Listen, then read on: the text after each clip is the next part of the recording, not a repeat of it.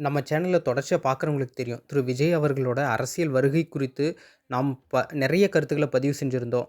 அந்த கருத்துக்களை மெய்ப்பிக்கும் வகையிலும், மேலும் அவரோட அரசியல் எதுபோல இருக்கும் என்பது பற்றியும், எப்பொழுது அவர் அரசியல் போட்டியிடப் போகிறார் என்பது பற்றியும் ஒரு டீட்டெயிலான ஒரு அறிக்கை அவர் வெளியிட்டிருக்காரு. அவரோட கட்சி பெயர அறிவிச்சிருக்காரு. அது குறித்து இந்த வீடியோல நாம் பார்க்கலாம்.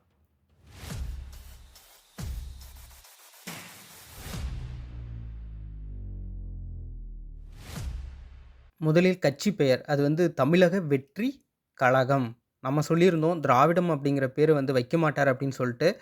அதே போல தான் தமிழக வெற்றி கழகம்னு வச்சிருக்காரு. அவரோட அறிக்கைய வாசிக்கிறேன் பாருங்க.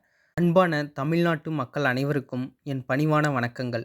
விஜய் மக்கள் இயக்கம் பல வருடங்களாக தன்னால் இயன்ற வரையில் பல்வேறு மக்கள் நல திட்டங்களையும், சமூக சேவைகளையும், நிவாரண உதவிகளையும் செய்து வருவது நீங்கள் அனைவரும் அறிந்ததே.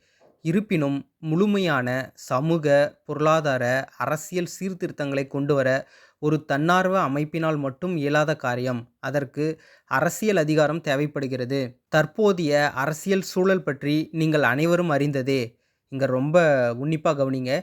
நிர்வாக சீர்கேடுகள் மற்றும் ஊழல் மலிந்த அரசியல் கலாச்சாரம் ஒருபுறம் என்றால், நம் மக்களை சாதி, மத பேதங்கள் வாயிலாக பிளவுபடுத்த துடிக்கும் பிளவுவாத அரசியல் கலாச்சாரம் மறுபுறம் என்று இருபுறமும் நம் ஒற்றுமைக்கும் முன்னேற்றத்திற்குமான முட்டுக்கட்டைகள் நிறைந்துள்ளன.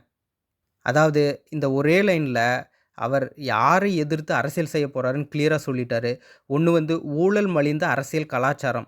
அது எத சொல்லுவார் அப்படின்னா, மாநில கட்சிகள தான் சொல்றாரு. இதுவரை ஆண்ட திராவிட கட்சிகள் குறித்து ஒரு விமர்சனத்த முன்வைக்கிறாரு. அடுத்து இன்னொரு விமர்சனம் யார் குறித்து அப்படின்னா, பாரதிய ஜனதா கட்சி குறித்து. அதாவது பிளவுவாத அரசியல் கலாச்சாரம்னு சொல்றாரு. சாதி, மதங்களுக்கு எதிரான ஒரு செயல்பாட தான் அவர் செய்ய போறாரு அப்படிங்கிறத சொல்றாரு.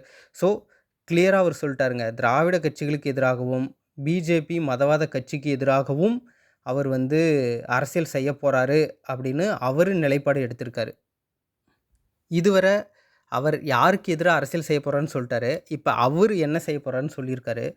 ஒரு தன்னலமற்ற, வெளிப்படையான, சாதி மத பேதமற்ற, தொலைநோக்கு சிந்தனை உடைய, லஞ்ச ஊழலற்ற, திறமையான நிர்வாகத்திற்கு வழிவகுக்கக்கூடிய அடிப்படை அரசியல் மாற்றத்திற்காக, குறிப்பாக தமிழ்நாட்டில் உள்ள ஒவ்வொருவரும் இயங்கிக் கொண்டிருக்கிறார்கள் என்பது நிதர்சனமான உண்மை. மிக முக்கியமாக அத்தகைய அரசியல் நம் இந்திய அரசியல் அமைப்பு சட்டத்திற்கு உட்பட்டு, தமிழ்நாட்டின் மாநில உரிமைகள் சார்ந்து, இந்த மண்ணுக்கேற்ற பிறப்புக்கும் எல்லா உயிர்க்கும் பிராக்கெட்ல பிறப்பால் அனைவரும் சமம் என்கிற சமத்துவ கொள்கைப்பற்று உடையதாகவும் இருக்க வேண்டும்.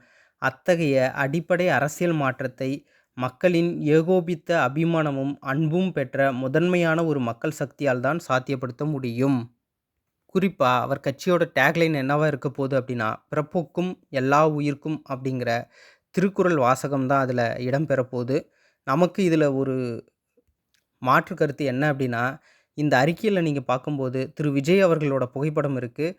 கட்சியோட பெயர் இருக்கு. இந்த இடத்துல தமிழ்நாட்டு தலைவர்களோட பெயரோ, அல்லது இந்த இடத்துல அவர் சொல்லியிருக்காரு இல்லையா? திருக்குறள் சொல்லியிருக்காரு இல்லையா? குறைந்தபட்சம் திருவள்ளுவரோட புகைப்படம் எங்காவது பயன்படுத்தப்பட்டிருந்தால், அது இன்னும் நன்றாக இருந்திருக்கும். கொஞ்ச காலத்துக்கு முன்னாடி நம்ம பார்த்திருப்போம். அம்பேத்கரோட சிலைகளுக்கு மாலை அணிவிக்க சொல்லியிருந்தார் இல்லையா? அப்ப இவர் எந்தெந்த தலைவர்களோட வழி நடக்கப் போறதா அவர் நெனச்சிட்டு இருக்காரோ, அந்த தலைவர்களோட புகைப்படங்கள் எங்கேயும் இடம்பெறலங்கிறது நமக்கு சற்று வருத்தம் தரக்கூடிய விஷயம் தான். அடுத்த பேஜ் படிக்கிறேன். இந்நிலையில் என்னுடைய தாய் தந்தைக்கு அடுத்து எனக்கு பெயர், புகழ் மற்றும் எல்லாமும் கொடுத்த தமிழ்நாட்டு மக்களுக்கு, தமிழ் சமுதாயத்திற்கும் என்னால் முடிந்த வரையில் இன்னும் முழுமையாக உதவ வேண்டும் என்பதே எனது நீண்ட கால எண்ணம் மற்றும் விருப்பம் ஆகும். எண்ணித் துணிக கருமம் என்பது வள்ளுவன் வாக்கு.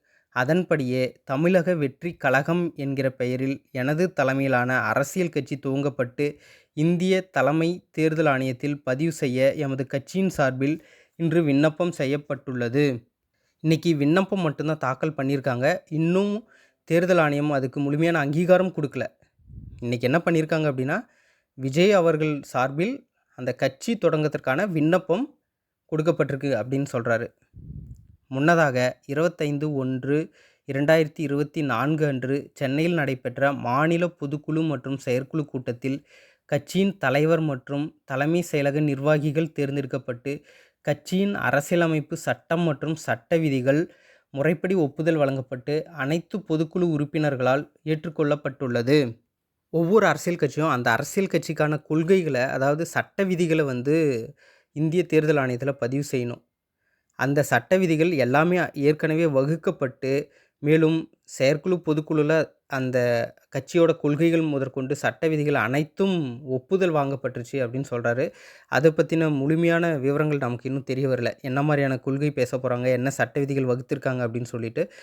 ஒருவேளை இந்திய தேர்தல் ஆணையம் இதுக்கு அப்ரூவல் வழங்கும் பட்சத்தில் அவை அனைத்தும் வெளியிடப்படும்னு நினைக்கிறேன். அப்போ நம்ம திரும்ப இன்னொரு வீடியோவில் அதை கம்ப்ளீட்டாக பார்க்கலாம். இப்போ அந்த அறிக்கையில் இருக்க அடுத்த விஷயத்துக்கு வருவோம். வரும் 2026 சட்டமன்ற தேர்தலில் போட்டியிட்டு வெற்றி பெற்று மக்கள் விரும்பும் அடிப்படை அரசியல் மாற்றத்திற்கு வழிவகுப்பது தான் நமது இலக்கு. கிளியராக சொல்லிட்டாருங்க. 2026 தான் என்னோட டார்கெட்டுன்னு சொல்லிட்டாரு. நாமும் நம்ம வீடியோவில் இதையே தான் சொல்லிட்டு இருந்தோம். அவர் 2026 தான் டார்கெட் பண்ணுவார் அப்படின்னு சொல்லிட்டு. அடுத்ததாக தேர்தல் ஆணையத்தின் அங்கீகாரம் கிடைக்கப்பெற்ற பின் வரும் நாடாளுமன்ற தேர்தல் முடிந்தவுடன் தமிழ்நாடு சார்ந்த கொள்கைகளின் வெற்றிக்கும் தமிழ்நாட்டு மக்களின் உயர்வுக்குமான எமது கட்சியின் கொள்கைகள், கோட்பாடுகள், கொடி, சின்னம் மற்றும் செயல் திட்டங்களை முன்வைத்து மக்கள் சந்திப்பு நிகழ்வுகளுடன் தமிழ்நாட்டு மக்களுக்கான நம் அரசியல் பயணம் துவங்கும்.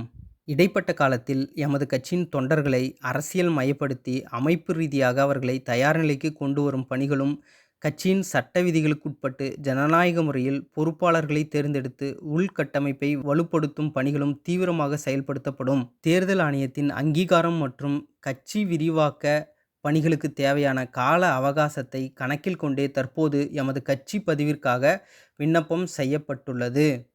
தெளிவாக சொல்லிட்டாரு. கட்சியை மட்டும்தான் இப்போ நான் பதிவு பண்ணுறேன் அப்படின்னு. அடுத்த பேரா ரொம்ப ரொம்ப முக்கியமானது. வரும் 2024 நாடாளுமன்ற தேர்தலில் நாம் போட்டியிடப் போவதில்லை என்றும் எந்த கட்சிக்கும் நம் ஆதரவு இல்லை என்றும் பொதுக்குழு மற்றும் செயற்குழுவில் முடிவெடுக்கப்பட்டுள்ளது என்பதை தாழ்மையுடன் இங்கு தெரிவித்துக் கொள்கிறேன்.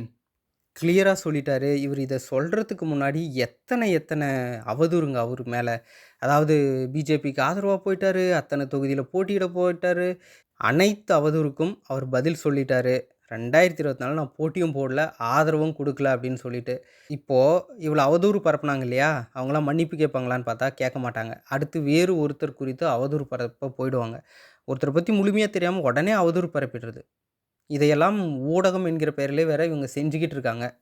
சரி, அடுத்த பேராக்கு நம்ம வருவோம்.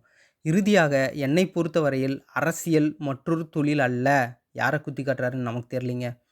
அது ஒரு புனிதமான மக்கள் பணி. அரசியலின் உயரம் மட்டுமல்ல, அதன் நீள அகலத்தை அறிந்து தெரிந்து கொள்ள எம் முன்னோர் பலரிடமிருந்து பாடங்களை படித்து நீண்ட காலமாக என்னை அதற்கு தயார்படுத்தி மனதளவில் பக்குவப்படுத்தி கொண்டு வருகிறேன். எனவே அரசியல் எனக்கு பொழுதுபோக்கு அல்ல, இது என் ஆழமான வேட்கை. அதில் என்னை முழுமையாக ஈடுபடுத்தி கொள்ளவே விரும்புகிறேன். என் சார்பில் நான் ஏற்கனவே ஒப்புக்கொண்டுள்ள இன்னொரு திரைப்படம் சார்ந்த கடமைகளை கட்சி பணிகளுக்கு இடையூறு இல்லாத வகையில் முடித்துவிட்டு முழுமையாக மக்கள் சேவைக்கான அரசியலில் ஈடுபட உள்ளேன். அதுவே தமிழ்நாட்டு மக்களுக்கு நான் செய்யும் நன்றி கடனாக கருதுகிறேன். அதாவது ஒரு படம் நான் ஆல்ரெடி அக்செப்ட் பண்ணிட்டேன், அதை பண்ணிவிட்டு முழுமையாக கட்சி பணியில் ஈடுபட போகிறேன்னு சொல்லியிருக்காரு. அது மட்டும் இல்லாமல் இப்போ கட்சி தொடங்கி இருக்கிறது 2026 போட்டி போட தான். அதுக்கு முன்னாடி கட்சியை அரசியல்படுத்தணும், கட்சியில் இருக்கிறவங்களோட செயல்பாடுகளை கூர்ந்து கவனித்து அதை மேம்படுத்தணுங்கிறது தான் அவரோட நோக்கமாக இருக்குது. இந்த காலகட்டத்தில் தொடங்குறதுக்கான நோக்கம் என்ன அப்படின்னா, உடனடி அட்டென்ஷன் கிடைக்கும். இந்த தேர்தலில் போட்டியிட போகிறாரா இல்லையா அப்படிங்கிற ஒரு நியூஸ் வந்துட்டு இருந்தது. இப்போ பார்த்தா போட்டி போடல, ஆனால் கட்சி பேர் தொடங்கியிருக்காரு. இந்த கட்சி பேர் இம்மிடியேட்டாக எல்லா இடத்துலையும் போய் ரீச் ஆகிருக்கும். அவர் என்ன பிளான் போட்டாரோ அதை கிளியராக செஞ்சிட்டாரு. ஸோ அவதூறுகளுக்கும் விடை கொடுத்துட்டாரு. வாழ்த்துக்கள் விஜய்.